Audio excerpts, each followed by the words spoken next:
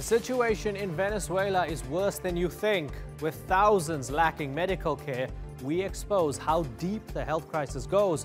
But who's responsible? US sanctions or President Maduro? I'm Imran Garta, and today's Newsmaker is Venezuela's humanitarian catastrophe.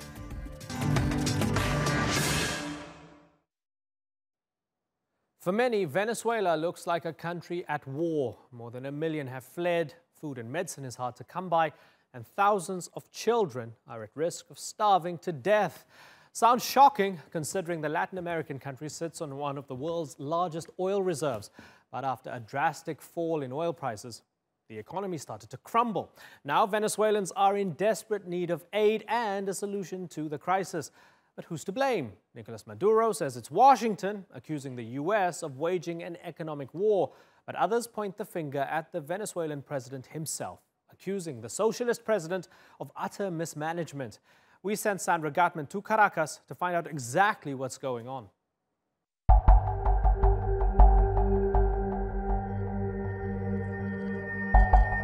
There's a popular saying in Venezuela: "No hay mejor ciego que el que no quiere ver."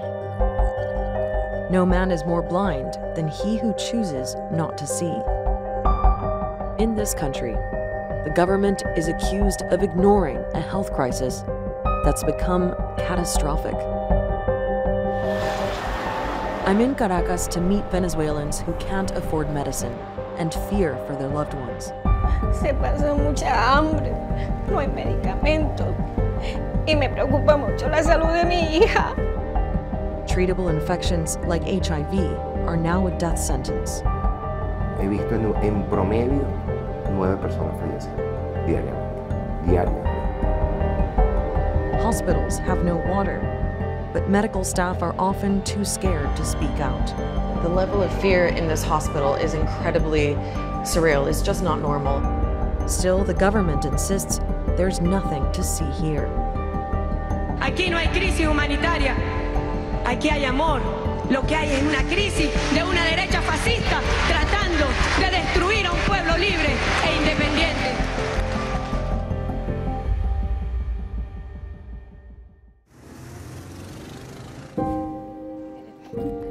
Mami, ¿dónde está?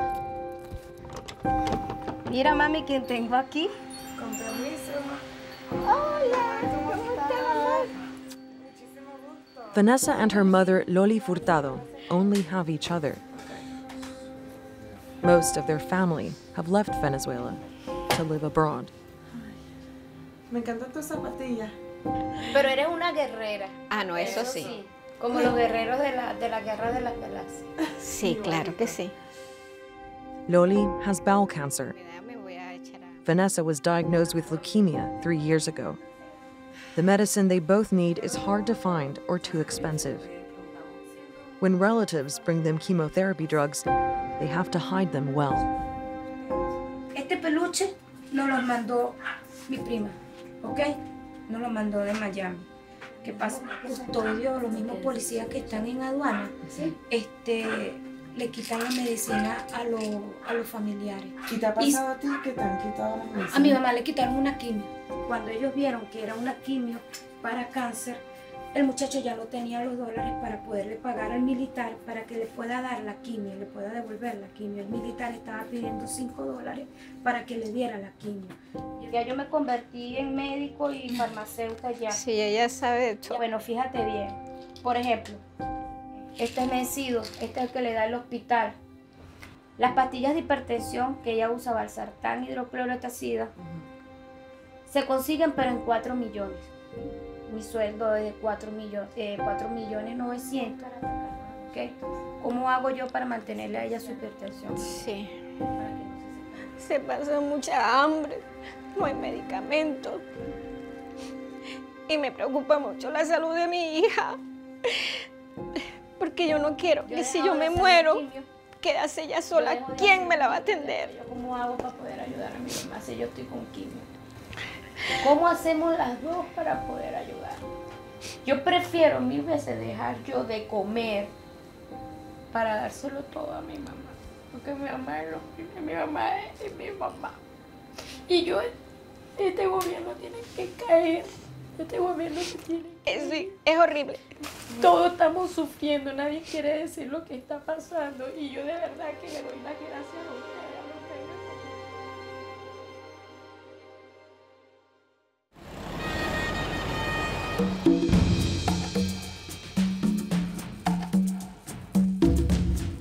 Venezuela's rate of inflation at 25,000% has made medicine unaffordable. But the shortages are not new. They began in 2003 when President Hugo Chavez announced foreign currency controls, making it too costly for the pharmaceutical industry to make, buy, or sell drugs. No saber de las divisas, cómo las vamos a imponer, esto nos va a traer dificultades. Today, medicine is still largely imported, but the country is bankrupt. And the current president, Nicolas Maduro, blames last year's financial sanctions on Venezuelan debt. 1.400 millones de dólares que estaban ya comprometidos para comprar insumos, comprar medicinas y comprar alimentos. Y nos los tienen congelados desde hace 6 semanas en Euroclear. Las medicinas venezolanas se las están llevando de hace tiempo. Mafias. But Venezuela has been donating aid abroad. In the last year and a half, more than 600 tons of emergency supplies were shipped to countries like Mexico, Peru, and Cuba, as far as we could count. Meanwhile, shortages of medicine in Venezuela have reached 85%, according to the country's pharmaceutical federation. ¿Fulgram tiene? ¿Concor? No. ¿Glucofage? ¿Diclofenac? No. ¿Y cefadoxilo? Sí, llega de vez en cuando. ¿Tramal? ¿Butancol? No, no lo tengo. ¿Exforge? No. Gracias. We're finding that a lot of pharmacies are quite hesitant to let us film. Yasmin, Femexin, algún anticonceptivo. Velaras. Son más anticonceptivos. No, ahí. ¿Todex? No. No. ¿Usted se cansa de decir no? Sí, me canso de decir no.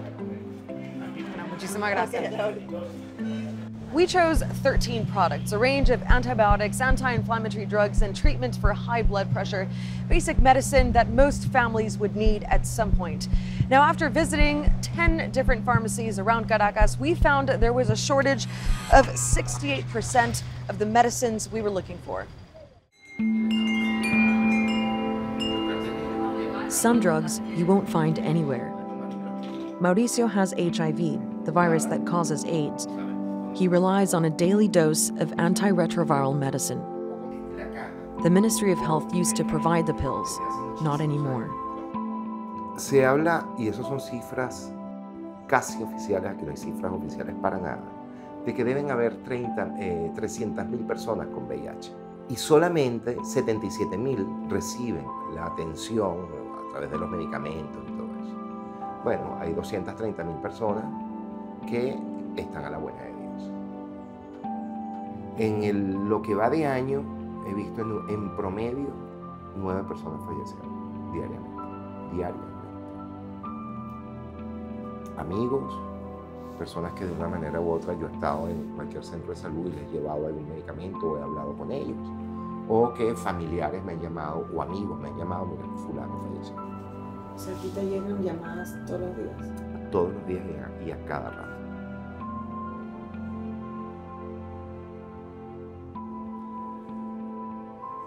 Y la impotencia que me da no poder hacer nada me tiene desesperado. A pesar de que se repite la situación del comienzo de la epidemia, que la gente se muere por complicaciones a causa del SIDA, ahora nos dicen que es mentira, que la gente no se está muriendo por complicaciones a causa del SIDA. Ahora tenemos cómo evitar esas muertes. En los 80 no. Eran muertes que no se podían evitar. Entonces, hoy por hoy son muertes evitables y por evitables despreciables. Me dedico a trabajar con personas con VIH hospitalizadas. Sirvo de intermediario entre donantes de cosas. Inclusive yo he llegado a entregar medicamentos míos, los que yo tomo, los cuales me queda una reserva de un mes más. un mes más y yo sé que se van a acabar y no van a llegar. ¿Cómo estás? ¿Hace cuánto tiempo estás hospitalizado? Aquí yo estuve 2 meses ya. 2 meses. Mi mamá está que sube para allá arriba para la dirección y ellos como si nada. Silencio absoluto también de parte de la dirección. Exactamente. ¿Qué te trajeron de desayuno? Nada.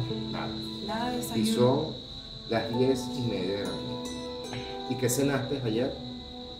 ¿Qué te dieron de cenar? No dan cena ni nada. No dan cena. Terrible. Y esa es la situación que vivimos todos los días, a cada momento, en absolutamente todos los hospitales del país.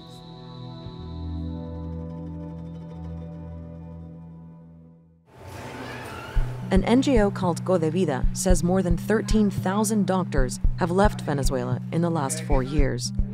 Dr. Carlos Perez is still here, treating people with HIV. He's even made it part of his job to help his patients leave the country. Eso fue hace como 3 semanas. Y aquí está ahorita, así está ahorita. El cambio, en 18 días después de haber llegado a Colombia. Los pacientes míos tienen apenas 2 alternativas. O emigran del país o ven cómo van falleciendo de amengo. Todo este año ha sido lo más crítico por el desabastecimiento casi de 100% de la disponibilidad de los medicamentos antirretrovirales para la atención de los pacientes con VIH, cuya distribución está en manos del Ministerio de Salud. Tratamos en la medida de lo posible de conseguir medicamentos que han sobrado de pacientes que han fallecido, porque es muy doloroso ver morir a los pacientes sin que ni siquiera huelan la pastilla de tratamiento antirretroviral. Mientras eso está pasando, hay una negación de la realidad con respecto a este ministro de Salud que se empeña en decir que todo está chévere, está inaugurando CDI, está inaugurando salas de emergencia. Nos encontramos aquí en el Hospital JM de Los Ríos. The government has been giving medical facilities a facelift, but money has largely been going to community centers that are only able to provide primary medical care. They belong to a social welfare program called Barrio Adentro, an alternative health system introduced by Chávez in 2003. Prácticamente es un presupuesto tutoriado por la delegación cubana. Entonces, dispersión de recursos, falta de gerencia y un sancocho aquí que está todo aderezado por la parte ideológica. Meanwhile, Venezuela's public health system is being neglected. Inside the José Gregorio Hernández Hospital, the nurses advised us to hide our cameras and use our phones. Some floors have been abandoned for years. Now there's no running water and no way to clean the bathrooms. The smell is unbearable. Here's a new emergency hall, where we're told renovations began months ago. In the meantime, patients are being treated here, in the archive room. Next, we visited the Clínico Universitario, Venezuela's biggest hospital, where nurses gave us a secret tour. Mira, este es el desayuno del Hospital Clínico Universitario. They also told us that armed pro-government militia guard every floor. The level of fear in this hospital is incredibly surreal. It's just not normal, and the workers who are showing us around are very afraid of losing their jobs. One nurse did agree to speak to me in the kitchen. Pegando gritos de ayuda porque de verdad que estamos trabajando con las uñas, sin insumos, sin medicamentos, inclusive sin servicio. Actualmente no hay ni siquiera agua en el hospital. Verán cómo se complican todas las áreas críticas porque se nos contaminan los pacientes, pues ni siquiera tienen para el aseo personal. Hay muchas pacientes que han salido de los quirófanos de obstetricia infectadas y la semana pasada fallecieron 2.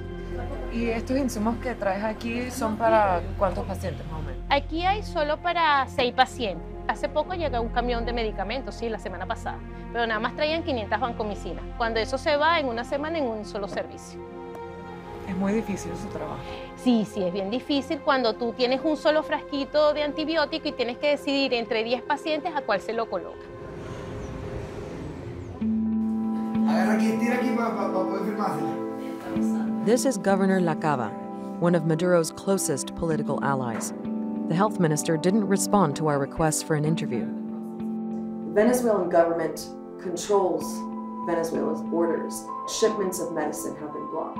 How does that translate to an economic war that's being imposed from the outside? Well, this is an action called by the US, of course, and with all their allies. But at the end, we are managing to go through this situation, and we're gonna defeat this, and you're going to see on the near future that the situation is gonna improve. Would you be open to accepting humanitarian aid if it comes with no strings attached, in the same way that Venezuela has donated to Mexico and the Dominican Republic in their hour of need? I don't, ¿te lo puedo decir en español? I'm not against any help from anybody, because when somebody wants to help you, it's because it's a good friend of yours. And I like that. I agree with that. But the way they're trying to put up this humanitarian help, it's a political thing. Let me explain you why. If you want to send me some medicines and some food, why don't you let me buy it? We're gonna do an operation in the international finance system because of the block. Well, people from the world, we love you, but you're not gonna bust us. You're not gonna defeat us in that way. Con la nueva Constitución, la salud es un derecho social fundamental, obligación del Estado, quien lo garantizará como parte del derecho a la vida. Yo soy el peor amigo del ministro de Salud. Cada vez que tuitea algo, hablo de las muertes que son su responsabilidad, de las carencias en los centros de salud que son su responsabilidad. Pero, ¿quién denuncia aquí? La Fiscal General de la República, que desde mi punto de vista es parte de esa estructura corrupta, se fue fuera del país. Estamos en total indefensión frente a este Estado.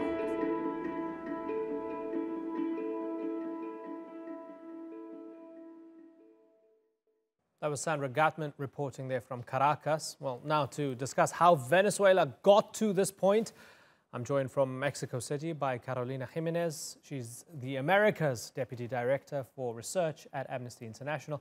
In New York, we have Gabriel Hetland. He teaches Latin American Studies at the State University of New York at Albany. And completing our panel from London is Latin America analyst Javier Farque. I thank you all for joining us on the Newsmakers. Carolina, we've just seen a fairly harrowing report which shows that the economy collapsed and the healthcare system in particular is in absolute tatters in Venezuela. Who messed this up, Carolina? Who's responsible? Well, definitely there are different reasons that explain how Venezuela got into this, major human rights crisis. But we strongly believe that it is the responsibility of the Venezuelan government to address the crisis. What we have seen so far is a flat, plain denial from the government about its, when it comes to fulfilling its obligations, when it comes to acknowledging even that there is a human rights crisis. And because the government continues to deny the existence of the crisis, it is indeed very difficult for the government to adopt the necessary measures to mitigate and to start solving this incredible crisis that affect Venezuelans daily in very real and dramatic ways. So beyond knowing who is responsible for the crisis, what we do strongly believe is that it is the government's responsibility to address the crisis. And what we see is the opposite. We see a government that strongly denies there is a crisis and that is certainly not taking the necessary steps to make things better. Okay, Javier Farque, is this a government in denial, just easily blaming Yankee imperialism instead of looking inward and actually taking responsibility? The government is aware of there is a crisis. Carolina is totally inaccurate in relation to the denials by the government there is a crisis. we were talking about the health service here and the responsibility the government has to solve it. I agree with that completely. In November 2017, the government of the United States blocked a payment that the government of Venezuela wanted to make based on the Pan American Health Organization to acquire medicines for vaccines, which means that the schedule for the vaccination of people had to be moved in Venezuela. In November 2017, Colombia blocked a supply of medicine for anti-malaria, which had been bought by the Venezuelan government to a laboratory in Colombia.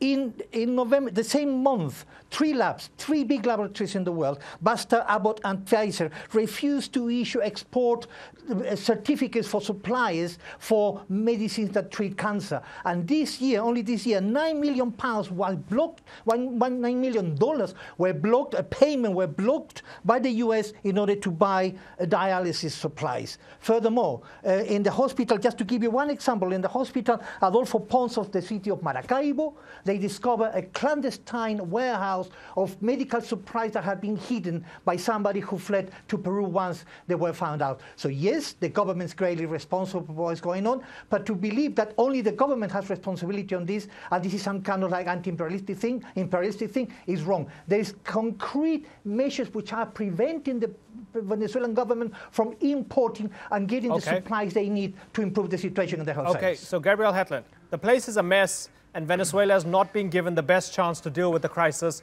by the actions of countries such as the United States, according to Javier Farque. Is he on the right track, Gabriel? Yeah, I would agree with much of what Javier says, although I think that Carolina's right that the government is very responsible for the crisis, which Javier is also saying. In particular, the currency policy, which has been devastating the country in so many ways. They've known about it for years and years, and they've continuously failed to take care of it. So that is completely on the government.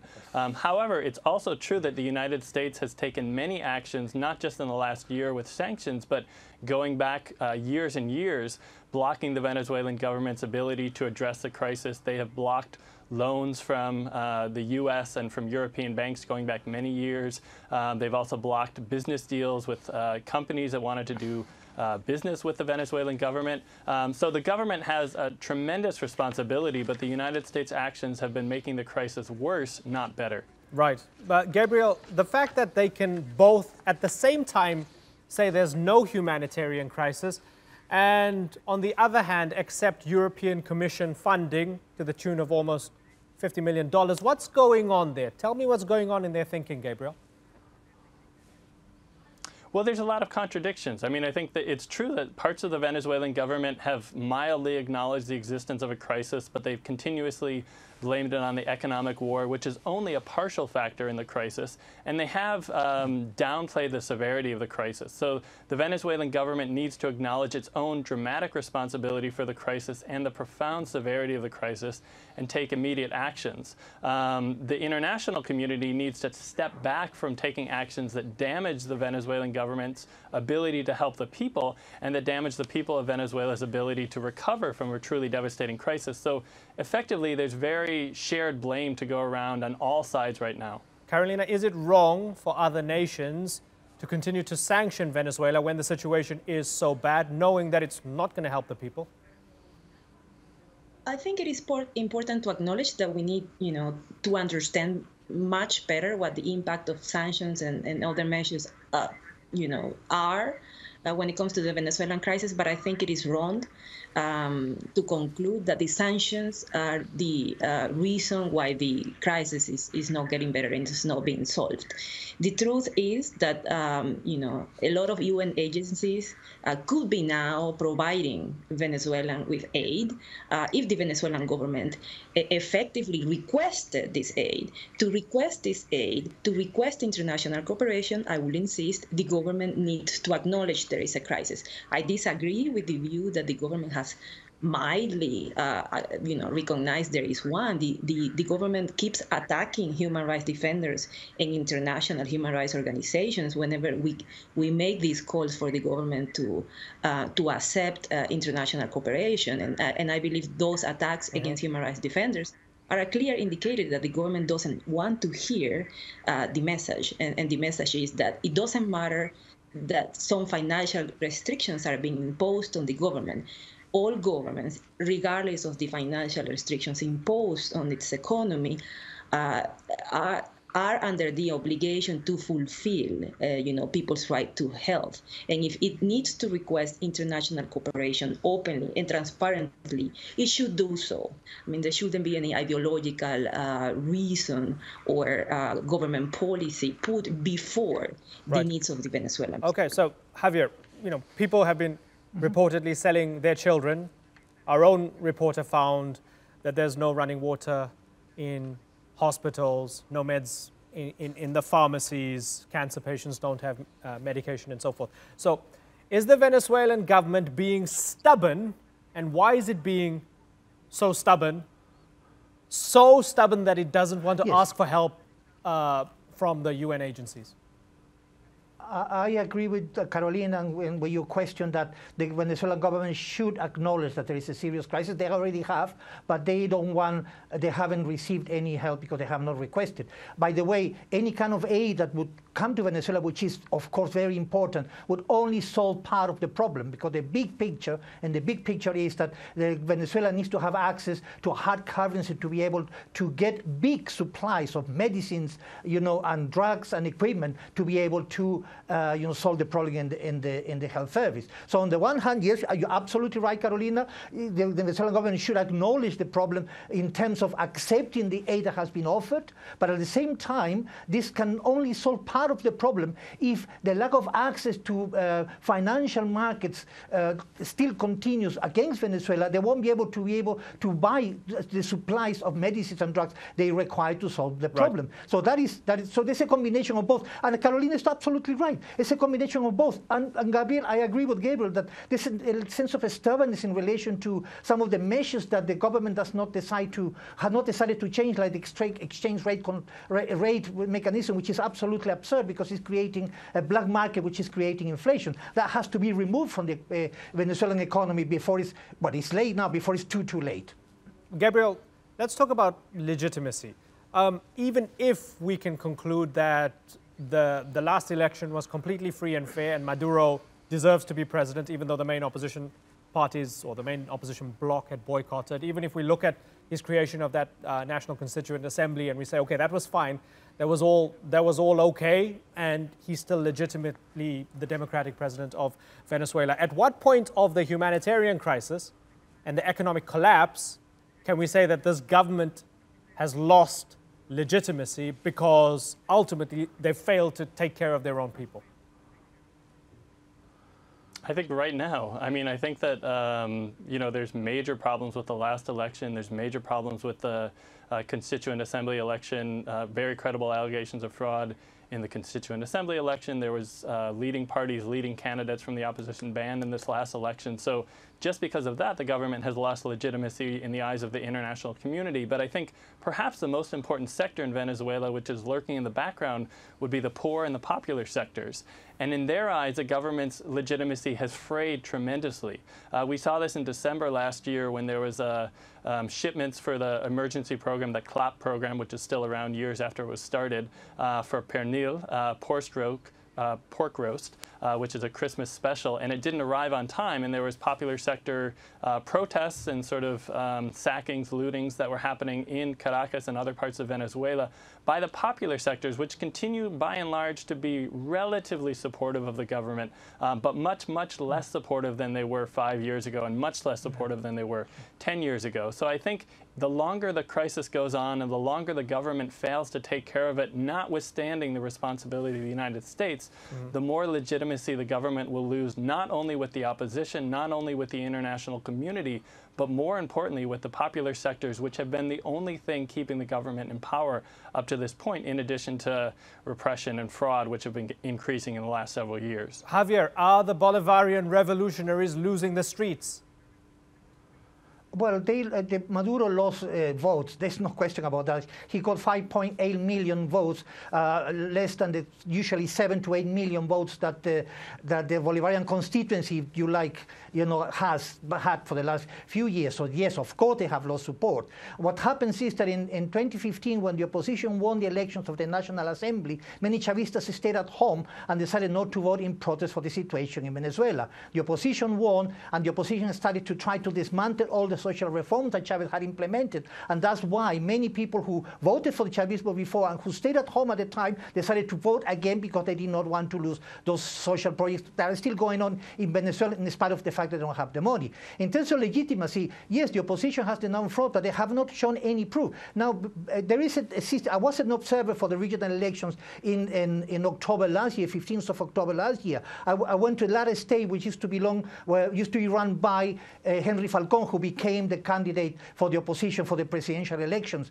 some weeks ago. And he admitted his defeat. I saw the process. I didn't see any reason to believe that it was not legitimate. Right. There is an automatic recount of votes that would have been able to enable the opposition to denounce fraud if there was that. But the legitimacy has to be not only on the ballot boxes, but also on the measures that the government should take to solve the problem. And I understand why people are starting to be skeptical about that, but it's not entirely the fault of Maduro. Carolina, final question for you. He has released 39 political prisoners at the beginning of the month and made some overtures at reconciliation. What does that tell you? Is there hope that things can turn around? Never mind the humanitarian crisis, but the thing underpinning all of this, the political crisis, might be resolved sometime soon?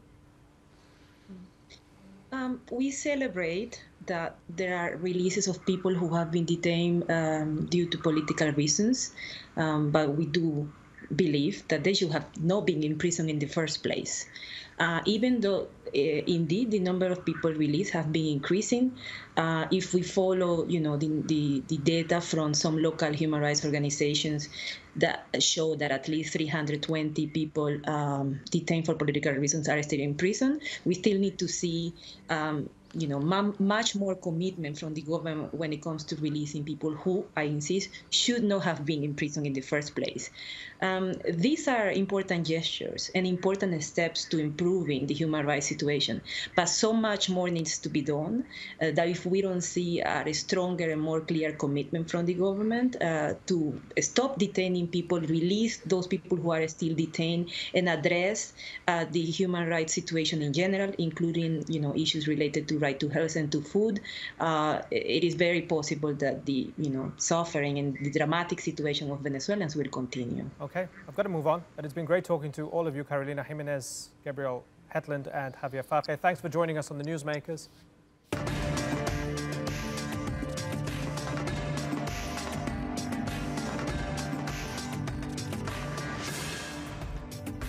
Still to come, Colombians get ready to vote again in a second-round showdown. Could a presidential victory for Ivan Duque destroy the peace deal with the FARC?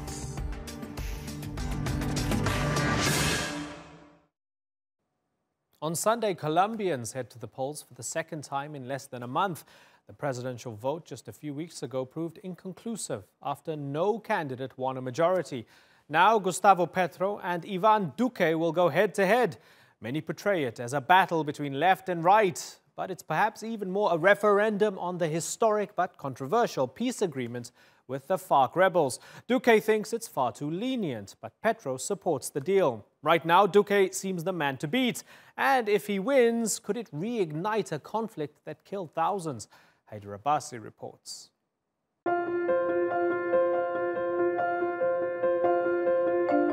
There's no middle ground in this race.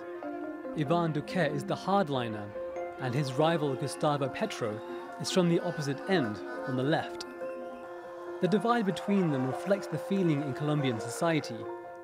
In last month's election, Duque received 39% of the votes, and Petro 25%. Voters seem to be fed up with the moderates. But with neither candidate winning the required 50%, they'll face each other again in a runoff on Sunday. Petro's popularity is unprecedented. It's the first time in Colombia's history that such a progressive candidate has reached the second round of an election.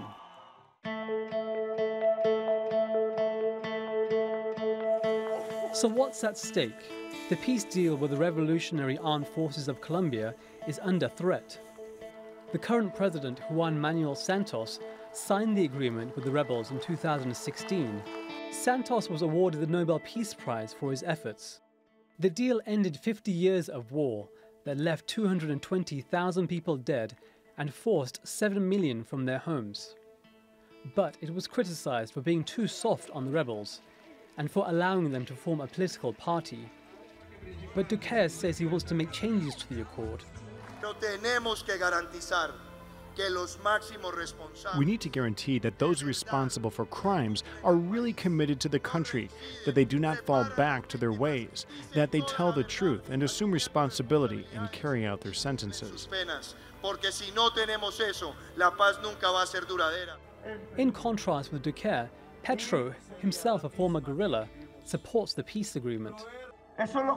This is what we're going to talk about at the ballot boxes. A return to violence or building peace. We have given it our all. We're not playing with fire so as to have a Colombia that is not at peace. But since the conflict has ended, it seems voters now have other priorities, such as jobs and inequality. Duque is a traditional conservative and wants to cut taxes for the rich and boost mining. He's also supported by former President Álvaro Uribe, who remains popular among Colombia's conservatives. Duque's challenger says he wants to redistribute wealth, to make the poor richer, and to move Colombia away from its reliance on oil and coal. And as the former mayor of Colombia's capital, Bogota, Petro championed human rights and passed social welfare reforms. But this has scared many in the country's business community. Some fear Petro's policies will drag Colombia into the same economic crisis affecting Venezuela. So will Colombia move further to the right on Sunday, or will a leftist finally become president? Haider Abbasi, The Newsmakers. Well, joining me now from Bogota is Paloma Valencia. She's a Colombian senator in Ivan Duque's Democratic Center Party. In Washington, we have Peter Hakem. He's President Emeritus and a Senior Fellow at the Inter-American Dialogue. And completing our panel from Bogota is human rights specialist Beatriz Verano. She's the founding member of Embracing the Dialogue, an initiative that supports the peace process. I thank you all for joining us on the Newsmakers. Senator Paloma Valencia, let me start with you. If Duque wins, does this mean the whole peace process is gone and the FARC are going to pick up their weapons again and you guys are sliding back into civil war?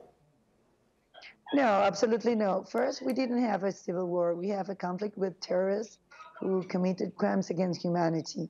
And the people in Colombia are willing to make an agreement with them in exchange of some things, especially the justice. We cannot let them just go without any justice for the crimes they committed. Now they're going into office. They have 5 places in the Senate, 5 places in the Chamber of Representatives, and they didn't even tell the truth. They didn't pay jail, and they are responsible of committing crimes against humanity. So we think we should have a renegotiation of some points, especially those who said that they can go into office without paying the punishment for the crimes they committed. Right. Second, we think that it's very important for them to leave the business of narco-trafficking, because narco-trafficking is the cause of violence in Colombia. And nowadays we're seeing now that Santrich, one of the heads of the FARC organization, has been asked for extradition by the U.S. because they have evidence that shows that he has been keeping the business of narco-trafficking. So we think we should also talk about this openly and renegotiate the terms in which they should abandon all the trafficking business. Right. So Beatriz Verano, it makes sense, doesn't it? This is what the people want. You have a candidate, Duque, coming out and saying it wasn't a great deal. It needs to be renegotiated. They need to pay reparations. We shouldn't have them run for office. And now it's most likely that the people will vote for him. This is democracy. They're unhappy with the deal. So why not renegotiate it? Is that how you see it? Not at all. May I remind you and Paloma also that the deal, when it was not accepted after the plebiscite of the 2nd of October 2016, the plebiscite was rejected. The president immediately, President Santos, immediately, within hours, was on television announcing that he was having a gathering of those who opposed the peace agreement as it then was. And he gathered all the opponents, and they went through a very painstaking, elaborate process of integrating the majority, the great majority of the issues that the no people, the people who voted no, had. I remember long hours of negotiations, of renegotiating, and the current product of that renegotiation process is even a longer document. It's more than 300 pages long, which is quite a treaty, and it's very carefully gauged to meet most of the issues that the no proponents had at that point. Okay, so I'm going to give Paloma Valencia a chance to respond in just a second. I want to bring in Peter Hakem for the moment. Peter Hakem, are we wrong in taking it for granted that Duque will probably win and that the deal is then going to be in huge question? First of all, I think that it looks pretty clear that Duque has a very large lead at this point, and there's no obvious path that Mr. Petro has to overcome that lead. And we're very close to the election, obviously. So yes, I would say it's pretty much a foregone conclusion, although politics always throws up some unusual results. On the peace agreement, I think that it's a mistake to talk about renegotiating the agreement. The agreement was signed between two parties. It brought an end to 50 years of warfare. Certainly an agreement like that, negotiated under time pressure and the like and uncertainties. I think the important part and what the current government has largely failed at is implementation of the agreement. That the question is not whether the punishment should be a little bigger or the hurdles a little higher. There's a whole question of resettling refugees, of redeveloping areas that had been controlled by the FARC.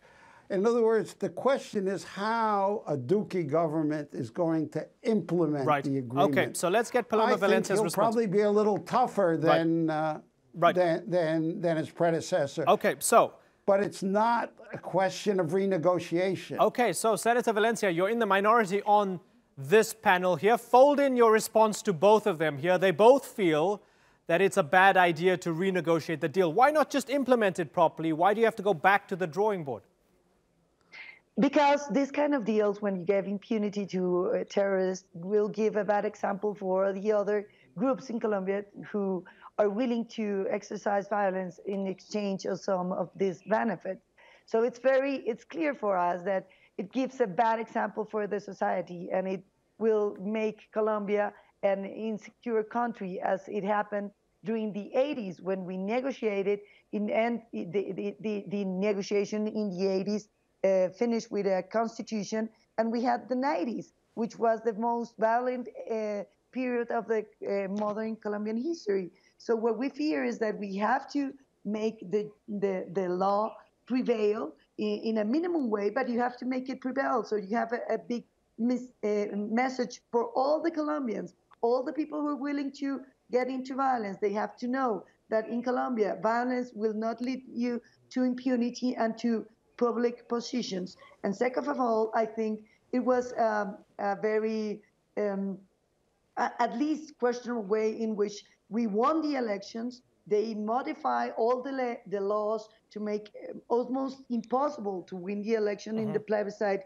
who asked the people for the agreement. We won, and they just sit with us, hear us, and didn't do anything They just ignore the majority of the Colombians who rejected that deal. Okay, so Beatriz Verano, there's a feeling then, both from within the government and among the people who would be electing Duque to the top position here, that peace has come at a price that they can't accept.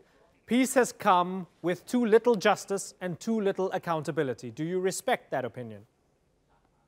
I respect it fully, of course. Democracy means respecting the opposite side's view of things. But I have to disagree with Paloma. This has been a peace process that took 5 long years. The agreement was crafted with the utmost care to give the possibility of investigation, prosecution, and punishment. There is no impunity. I'm sorry. It is not too lenient. It has the mechanisms in place. It foresees investigation, prosecution, punishment, sentencing, all the hallmarks of a justice system. It's transitory. It meets the standards of the international community. It meets the standards of the International Criminal Court. It has been lauded by many international organizations. We've had the backing of the European Union and the United Nations all along. I think this gives a guarantee that there will be no impunity. I with all my respect for Paloma as a person, as a woman, and for her party, because I am a Democrat, I think you're wrong. I think maybe a rereading of the point on victims, point 4 of the agreement, would be advisable. So, Paloma Valencia, Beatriz Verano respects you, but she thinks you're wrong. No, I think I'm not wrong. If you prosecute someone and you sentence him, if you punish him, and he committed crimes against humanity, he should go to jail. You shouldn't go just to go and paint a wall, as is stated. Of course, these sentences do not exist at this point. And when they exist, we're going to suit them to the International Court. And I'm sure they will be prosecuted by the International Court. I have the trust in the international system, and there will not be impunity for the heads of the FARC. So time will tell who's wrong and who's not. Peter Hakem, looking forward, it seems as if Petro didn't quite strike the right chord amongst voters. He used to be M19. He was a fan of Hugo Chavez publicly. I guess it wasn't a good look for many people given the zeitgeist right now. But on the other hand, people are saying Duque would just be Alvaro Uribe version 2.0. Is that fair? Well, I mean, I think that both candidates, as happens in any election, they exaggerated their weaknesses, the opposition, and the press likes to sort of talk about conflict and disagreement. The fact is that Duque is not an extreme right-winger. Duque is a reasonably moderate conservative that probably will run a government that's very, very much continuity rather than huge changes. The peace agreement was not a major item in the election, according to most polling, that domestic issues and the implementation of the agreement, if there was any reason for it, was the center of the election. And I think that Petro is seen by many in Colombia as being overly ideological, not quite as consistent and strong as an Ivan Duque. Sure, Uribe has influence. He will continue to have influence. My guess is, though, that when Duque takes the presidency, he will act like a president and he will be in charge. Okay, and we'll wait to see if that happens. what happens with the deal with the FARC. We'll be watching it very closely. Now is the worst part of my job. It's when I have to thank you all because I want to continue, but I'm out of time. And I'm sorry for that. Paloma Valencia, Peter Hakem, and Beatriz Verano, I thank you very much for joining us on the Newsmakers. Thank you.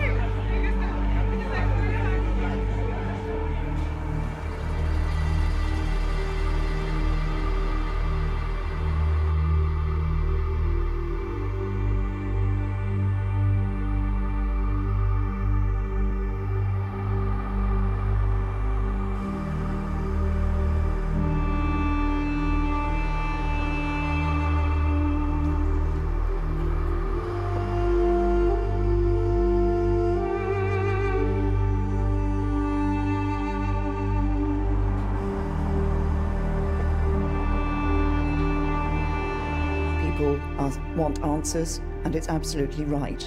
And that's why I am today ordering a full public inquiry into this disaster. We need to know what happened.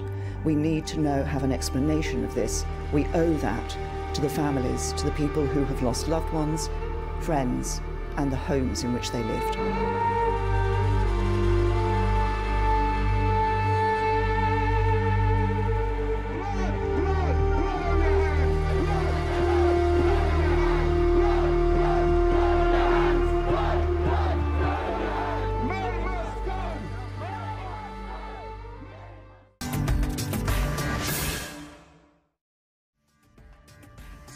That's all for this edition of the Newsmakers with me, Imran Garda. You can check out more of our stories on YouTube, Facebook, and Twitter. Remember to like, follow, and subscribe. Thank you for watching. Bye-bye.